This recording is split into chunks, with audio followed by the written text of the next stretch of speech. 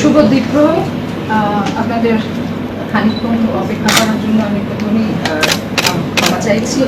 দুঃখিত আপনাদের যদি কোনো রকম সিকিউরিটি রিজনসে কোথাও আটকে থাকে, কিন্তু গত দুদিন ধরে আমার ওপর দিয়ে যা গেছে, তারপরে সিকিউরিটি মেজার্স একটু টাইটেন করার দরকার, যেহেতু আমার নিজস্ব কোনো সিকিউরিটি নেই।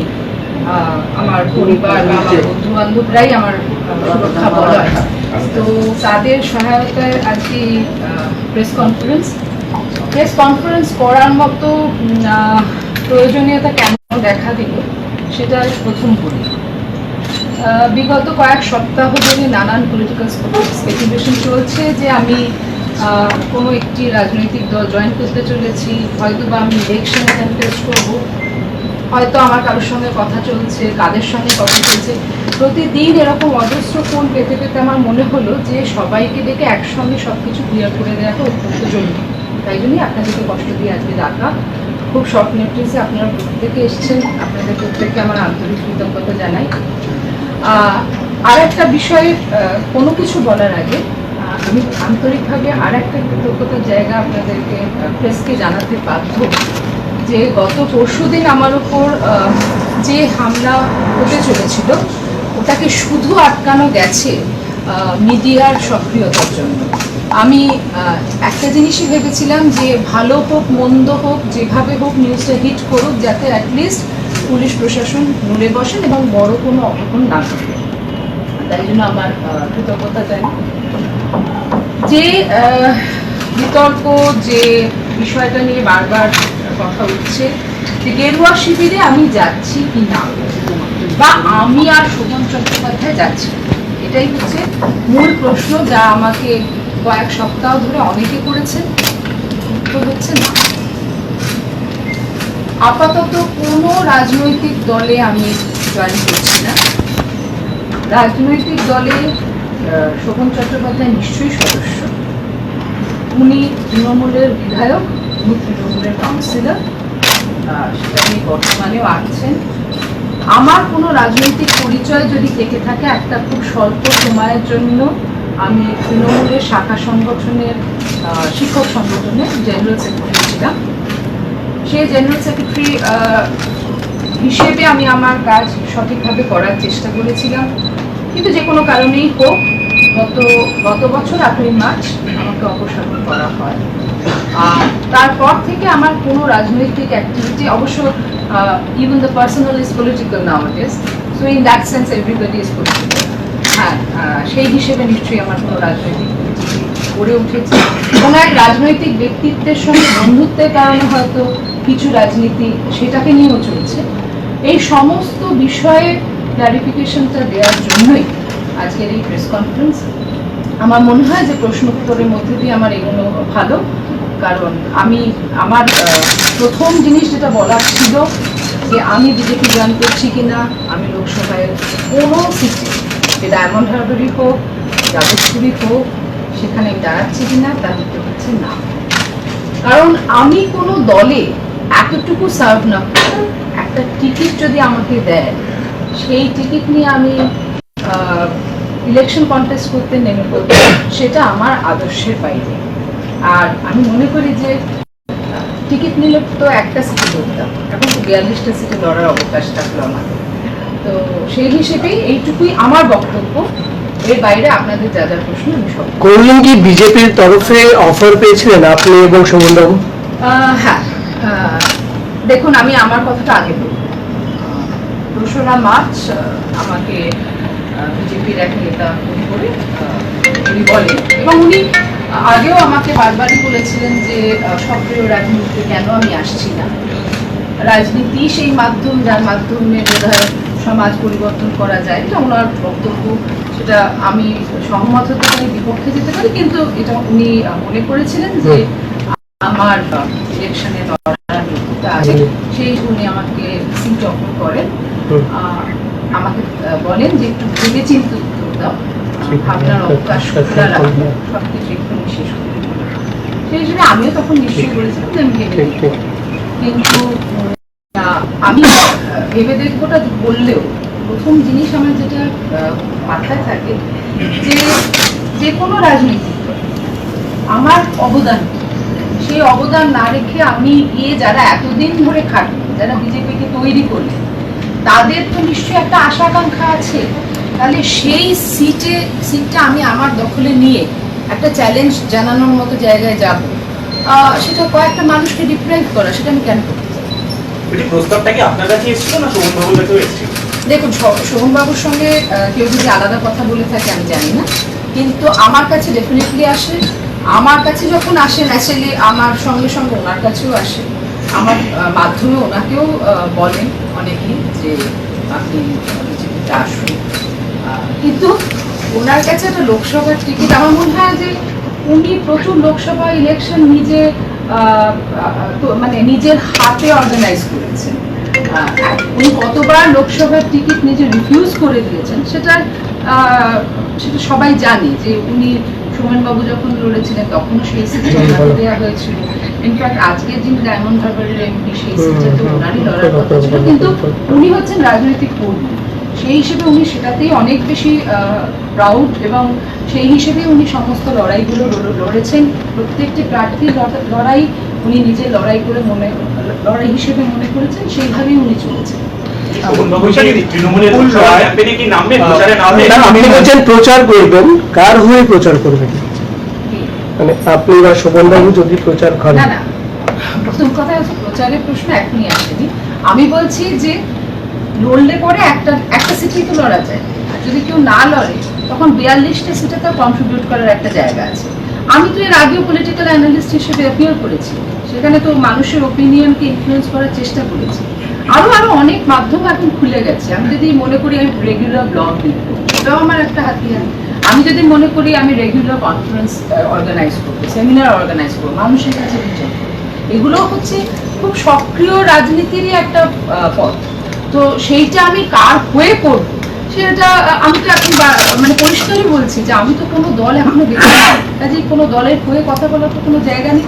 এখনো তো আমি ভীষণ মুক্ত, আমাকে কেন ভাবতে চাইছি? হয়েছে কি মুকুল রায়, অরবিন্দ মেনন এবং কৈলাস বিজয়বর্গীয়, এই তিন নেতার সঙ্গে আপনার কি কোনো গোপন বৈঠক হয়েছে?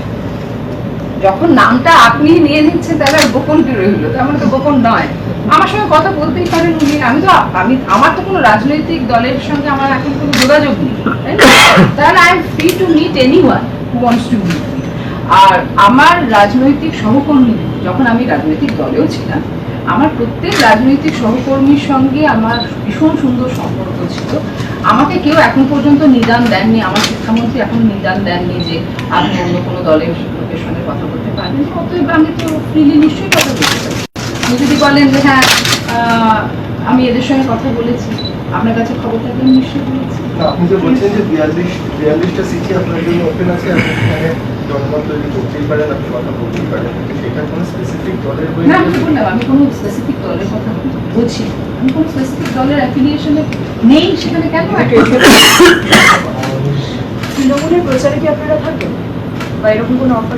শোভনবাবু বা তৃণমূল থেকে আমার তৃণমূলের সঙ্গে যে হীন সম্পর্ক আমার ছিল, সে সম্পর্ক আমার সঙ্গে তৃণমূলের কাছে গত বছর।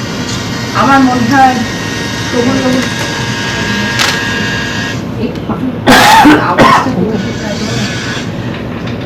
ঋতুতেই বলো না যে এটা হয়ে গেলে শোভনবাবু তৃণমূলের ওনাকে যদি বলেন দলের থেকে, তাহলে উনি কি করবেন সেটা ওনার সিদ্ধান্ত। আমি তৃণমূলের হয়ে প্রচার কোনোভাবেই বিজেপির হয়ে প্রচার করার সম্ভাবনা আছে? ওনারা আমাকে এখনো কিছু বলেননি, তাহলে আমি কিভাবে বলবো?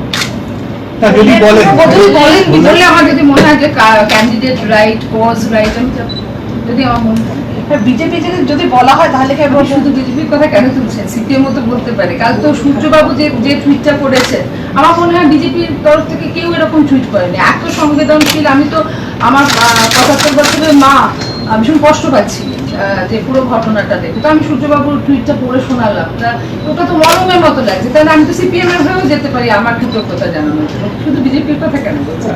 যারা বলবো, যারা আমাকে অ্যাপ্রোচ করবে, যদি মনে করেন যে আমার কথা তাদের জন্য ভ্যালুয়েবল, আমি যাবো। যদি আমার মনে হয় যে কষ্টটা ঠিক আছে, আমাকে তো কোনো এখন পর্যন্ত আমাকে কোনো দল দিতে ফেলেনি, তো যদি না ততদিনে কোনো দল জয়েন করবে। গত 1 মাস ধরে এই কথা চলছে, মানে জল্পনা। আজকে 1 মাস পর এই প্রেস কনফারেন্স কেন?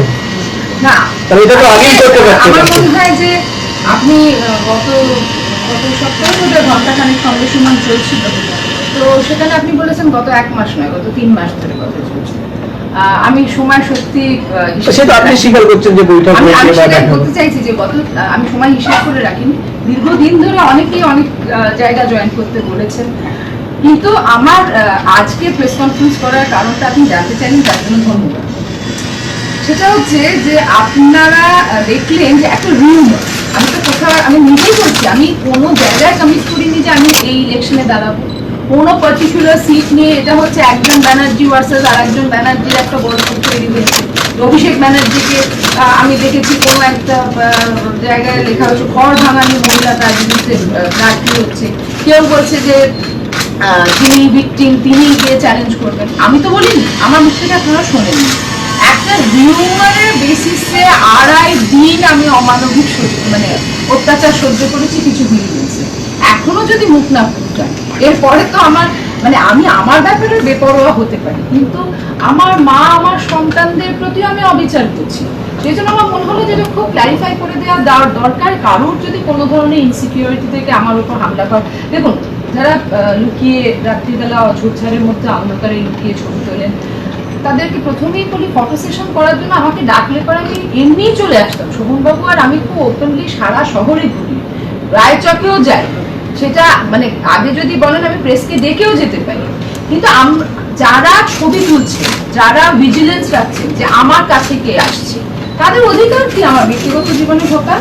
সেই জায়গাটাতেই আমার মনে হলো যে আজকের ক্লারিফিকেশনের পরে যদি কয়েকজন শান্তিতে ঘুমন, কারোর রাগ কমে যায়, কারোর যদি মনে হয় যে না আমি তাদের টিকিট ছিনিয়ে নিচ্ছি না, বা কারোর যদি মনে হয় যে আমি ওখানে ইলেকশন লড়ার স্পর্ধা দেখাচ্ছি না, আপাতত সত্যি স্পর্ধা দেখাচ্ছি না। তবে আমি কিন্তু আজকে প্রেস কনফারেন্সে কোনো কনক্লুশন টানিনি যে আজ কোথাও যাইনি বলে কালকে সেখানে যাবো না। কালকে যাওয়ার কোনো সম্ভাবনা আছে? সম্ভাবনা সবকিছুর জন্য খোলা থাকে সবসময়।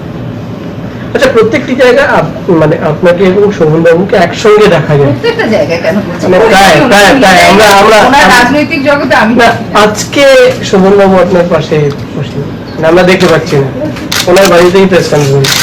ওই জন্যই তো আমি তো বলছি আপনি দেখতে পাচ্ছেন না, কারণ আপনি দেখতে চাইছেন না। ওনার বাড়িতে বসে আমি প্রেস কনফারেন্স করছি, উনি সর্বত্র বিরাজমান। আর এটা কি মেনে নেবো যে আপনি যেটা বলছেন ওটা শোভনবাবুর ভার্সন, উনিও একই কথা বলছেন? না, আমি তো একদম বলিনি I am talking on behalf. এটা আপনি চাইছেন এড়িয়ে যাচ্ছেন না বা ওনার উনি যাচ্ছেন কি যাচ্ছেন না, দেখুন উনি আমার থেকে অনেক বেশি রাজনৈতিকভাবে প্রাপ্ত মানুষ। ওনাকে তো আমি কোনো সিদ্ধান্ত ইম্পোজ করে দিলে উনি সেটা মেনে নেবেন না। উনি যদি যেতে চান উনি যাবেন, আর উনি যদি না যেতে চান সেটাও ওনার সিদ্ধান্ত। যেমন আমি যদি মনে করি কালকে যে আমি বিজেপির টিকিটে লড়ব, আর উনি এখন তৃণমূলে আছেন, উনি আমাকে আটকাতে পারবেন না। আমি তো স্বাধীন মানুষ, আমি তো করবই। তো সেটা টাইম উইল টেক। বিজেপিতে যাওয়ার দরজা কি খুলে রাখছেন? At the very starting of the PC, you said I'm not joining BJP, and then you are saying again, যদি আমি এই টিকিটে লড়বো, so what should be the? No, I'm saying that any point of time. I'm talking about today, this election. But there are more elections to come. There will be plenty of, municipal elections are coming, assembly elections are coming. Then there will be another Lok Sabha to come. And I think I'm not that old that you have got definite clues that I'll be finished by that time. If that is so, then I don't have any state. But I can contest in future elections. Also, what happened for last 2 days? I will just উত্তরটা say, বাংলায় দাও। you must be feeling threatened. So, are you writing to police for any? What's the specific, use of writing to demanding- police? I have been writing to police about the breach of security of mine right from last year. And police himself, in fact the highest police authority sent his men to record the version of people who came to me saying that my life is in danger. They have received some supervision from some people to kill me.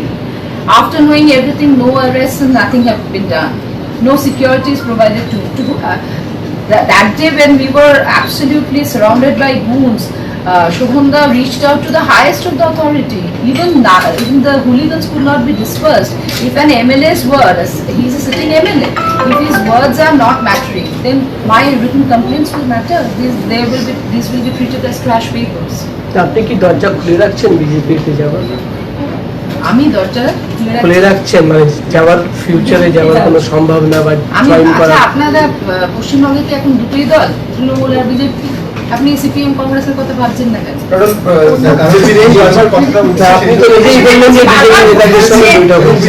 এটা হতে পারে যে বিজেপির তরফ থেকে যেটা আমাকে offer করেছে, সামনে। আমি বলতেই পারি, হুম। কিন্তু আমি তো মনে করি যে যদি আমার সঙ্গে কারো আদর্শের মিল থাকে, কারোর যদি কমন মিনিমাম প্রোগ্রামটা আমার বিশ্বাস থেকে থাকে, তাদের লিডারশিপের বিশ্বাস থেকে, আমি সেই দলেও যেতে পারি। আমি তো তৃণমূলে আগামী দিনে যদি দেখি যে যেগুলো আমাকে দুঃখ দিয়েছে, পীড়া দিয়েছে, সেইগুলো আর নেই, আমি তো তৃণমূলেও আবার ফিরতে পারি। আপনি কি পলিটিক্যালি এর বিরুদ্ধে মোকাবিলা করতে চাইছেন? কিসের বিরুদ্ধে? এই যে আপনি আজকে সবকিছু নিয়ে যে আজকে বৈঠক, আপনি কি পলিটিক্যালি মোকাবিলা করতে চাইছেন? রাজনীতি তো সর্বত্র। আমি যদি রাজনৈতিক দল না জয়েন করি, তাই বলে কি আমি রাজনৈতিক ব্যক্তি নই? রাজনীতি তো আমার প্রত্যেকটা কথায় রাজনীতি আছে, তাই না? আপনার এই প্রশ্নের মধ্যেও রাজনীতি আছে। তো আমরা রাজনৈতিক ভাবেই রাজনীতিকে মোকাবিলা করি। এখন সেটা সক্রিয় রাজনৈতিক দল জয়েন করে আমার মোকাবিলা করতে হবে, না আমি যেরকম ছিলাম সেরকম থেকে আমি মোকাবিলা করতে পারবো, সেটা দেখা যাবে। আমি যখন এর আগে একজন প্রভাবশালী নেতার সঙ্গে আইনি লড়াই করে জিততে পারি, তো আইনি লড়াই করে আমি এই সমস্ত বিধি চাইতে পারি। আপনি যে চিঠিটা লিখেছেন নির্বাচন কমিশনে, সেখানে আপনি একটা ব্যাপার খুব স্পষ্ট করে বলেছেন, একটা স্পেকুলেশনের জন্য আপনি এবং শোভন বাবুকে এই হ্যারাসমেন্ট গুলো হলো, এই একটা কোনো রাজনৈতিক দলে যোগ দেওয়ার জন্য। তো এটা তো আপনার মনে একটা ভয় রয়েছে যে যদি কোনো রাজনৈতিক দলে আমি যোগ দিই তাহলে এর থেকেও খারাপ কিছু হতে পারে আমার আপনাদের চিঠিটা যদি খুব মন দিয়ে পড়েন, তাহলে আপনি দেখবেন যে আমি খুব পরিষ্কার বলেছি এটা একটা স্পেকুলেশন, তার বেশি আমাকে এইরকম হ্যারাসমেন্ট করবো। তাহলে যারা এবারে প্রার্থী হবে রুলিং পার্টি ছাড়া অন্য পার্টি, তাদের প্রত্যেকেই তো এই ধরনের থ্রেট ফেস করতে হবে, সেটা খুব চিন্তা। আপনি আমাকে যদি বলেন ব্যক্তি বৈশাখী ভয় পেয়ে গেছে কিনা, হ্যাঁ ওই মুহূর্তে নিশ্চয়ই একটা কি ভয় ছিল না, এত অকুত ভয় মানুষ আমি নই। আমার সন্তানকে যখন ফলো করছিল, আমার মা বেরোচ্ছেন কিনা সেটার উপর নজর রাখছিল, নিশ্চয়ই আমার খুব দুশ্চিন্তা হয়েছে। কিন্তু once they are back home, আমার মনে হয়েছে একটাই জীবন, মাথা উঁচু করে আমায় বাঁচতে হবে। আমাকে ভয় দেখিয়ে থামিয়ে রাখা যায় না, আমাকে ভালোবেসে যে কাজটা করিয়ে নেওয়া যায়, ভয় দেখালে কিন্তু জেদ বাড়ে, আর যত ভয় দেখাবে তত আমার জেদ বাড়বে। ইনফ্যাক্ট আমি না কোনোদিন রাজনীতির আঙিনায় পা দেওয়ার কথা ভাবি, কিন্তু আমি যে ওই যে বলেছিলাম ভেবে দেখবো, সেটা আমার এই কথাটা মাথায় রেখে যে আমার তো কোনো ভূমিকা ছিল না, why was I victimised for no fault of mind, সেইখান থেকে কিন্তু জেদ তৈরি হয়েছিল যে আগামী দিনে কিন্তু এই জায়গাটাতেই নাড়া দেবো। কারণ যতক্ষণ না আমরা এজেন্টস অফ চেঞ্জ হোক, ততক্ষণ কোনো পরিবর্তন আসবে বলে আমি মনে করি না। তো আগে I will put that onus on me.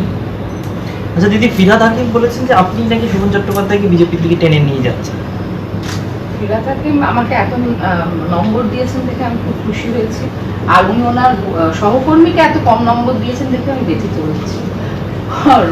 He is the oldest public representative in West Bengal. এতগুলো নির্বাচন লড়ার ওনার ইতিহাস আছে, ওনার গিনিস বুকে নাম আছে নিজের পারফরমেন্সের জন্য। তাকে আমি জোর করে নিয়ে যাই, উনি তো মানে আমার গত 1 বছর ধরে মনে হচ্ছে যে শোভন চট্টোপাধ্যায় আসলে আমার মেয়ের থেকেও ছোট কোনো ব্যক্তি। আমার মেয়েকেও আমি আজ পর্যন্ত জোর করে পড়াতে বসাইনি, আমি জোর করাতেই বিশ্বাসী নই, আমি স্টেজ দেওয়াতে বিশ্বাসী। শোভন চট্টোপাধ্যায়কে হঠাৎ করে আমি জোর করে বিজেপিতে নিয়ে যাবো কেন? আমি নিজেই যেখানে যাচ্ছি না সেখানে আমি ওকে জোর করবো যে না না বিজেপি চলো বিজেপি চলো। এ ধরনের হচ্ছে ওই যে বললাম যে এত ধরনের রিউমার্স মুখরোচক ভাবে পরিবেশন করা যায়। আমাকে দেখে আসলে খুব টিমিড মনে হয় না বলে মনে হয় হয়তো যে আমি খুব দরজাল, আমি জোর করে নিয়ে যেতে পারি। তাহলে এটা আমার গুণ না দোষ, সেটা আপনারা বিচার করবেন।